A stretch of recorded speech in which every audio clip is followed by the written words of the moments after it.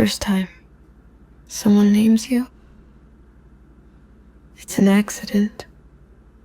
The second, it's a prophecy. The third is when you truly begin to exist. Epinoia, who had been born 3 times without ever leaving the same skin, knelt by the river, where everything the water touches learns to forget its name. Epinoia knew this because she was born from that memory, had been born at the crossroads of 2 forgettings. The forgetting of Lethe, her liquid mother,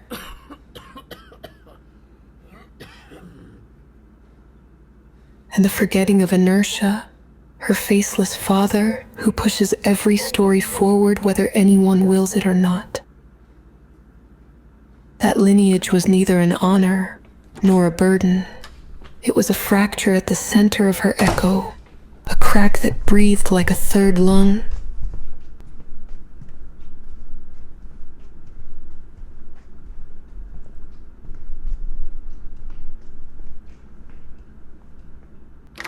Every time someone spoke her name, the crack widened, and the entire history of humankind brushed against her sternum.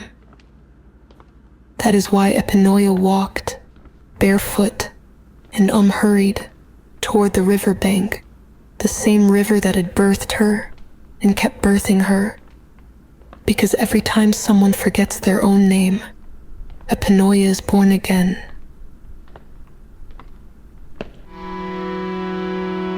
The river was her infinite womb, and the mud, her mother tongue. She dipped her hands in. The mud licked her fingers, like a lover wordless with desire, and it told her everything that had happened since the last time she touched it. It was an intimate conversation, physical, a blend of sculpture and sorcery. She had inherited an ancient curse.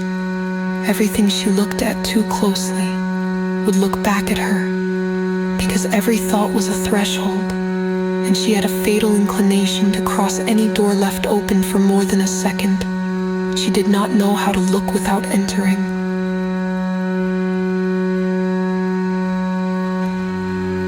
At the temple of Solosferos, the transcendentals are taught that everything holds memory. The water, the stones, the shadows on the walls, and with her curse, Epinoia could hear those memories as clearly as one hears the rain. But today the mud was different. It clung to her hands with an anxiousness that wasn't normal. It trembled, as if the mud itself was afraid. What's wrong? The mud replied in textures no one should understand. Yesterday, Cassandra cried before a mirror. Hypatia keeps a knife beneath her bed. You were dreamt before you were seen. Who? Epinoia did not ask how this was known because she already knew. Epinoia had grown up with Cassandra and Hypatia stitched to her ribs, like scars you learn to call sisters. Their essences, in the abstract, were part of her breath, as natural as blinking. But when the mud whispered a forgotten name, she knew something had slipped in through the back door of her mind, not to take her entirely, but to pull just one loose thread, a floating memory, something so small, it didn't even hurt at first. Now that thread was trembling between her fingers, and she had to find out who had reached inside her head without asking permission. She closed her eyes in anticipation. Don't ask the mud if you're not ready to get your hands dirty. Then, the vision. First, touch, a hand, not hers, tracing down her bare back like someone drawing a path where there should be none. The temperature was exact, not hot, not cold, that fleeting moment where memory has not yet decided whether to stay or vanish. Then, the voice, a voice neither human nor divine. If you were a memory, I'd erase you. Epinoia gasped. She staggered back, and as she lifted her gaze, she saw the convoy. The built creatures, half organic muscle, half resonant code, reflecting in their design the echo of whoever had ridden them before. He was in the center, the standard of Zeus and the river entwined, flickering in the air like an open wound. At first he didn't see her, because he did not like to look sideways, but the echo of her brushed against his skin, and his aura flickered.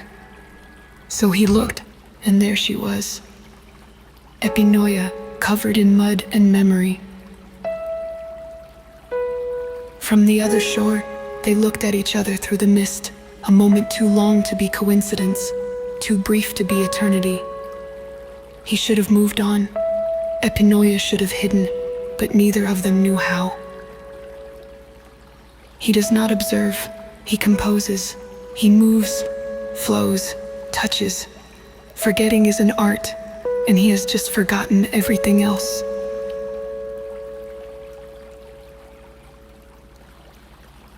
First stroke. The mud clinging to her feet, anchoring her to the world, like a newborn root, that stillness of someone, unafraid of the earth.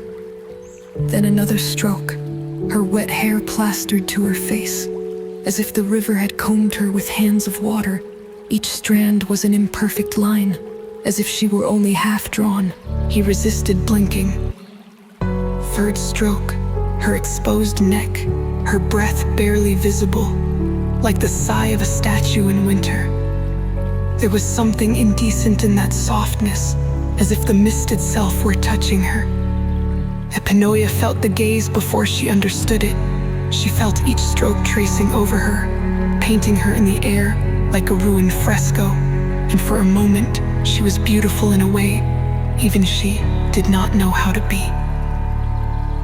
Then came the blow, that sudden consciousness of being seen, not watched, not observed, seen, the nakedness of being understood without permission, the vulnerability of a name spoken too loudly. Her breath faltered, the mud gripped her skin, as if trying to hide her inside itself.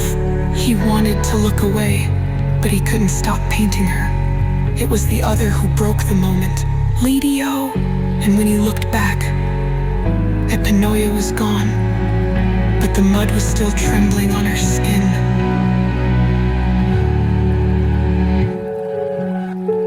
And as he did, he felt a sharp vertigo.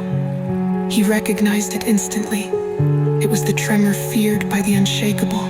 They called it the fever of the first memory. The moment you recognize something you should not remember.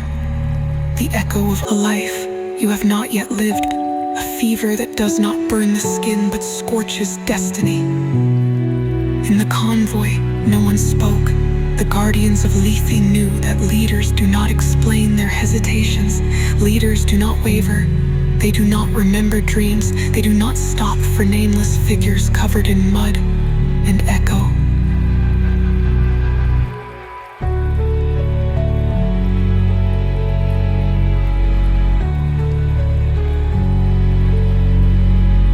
No one met his gaze because they knew something had happened, but they did not want to know what. Leo sank into his seat and in his palm, almost without realizing it. He traced a spiral with his index fingers,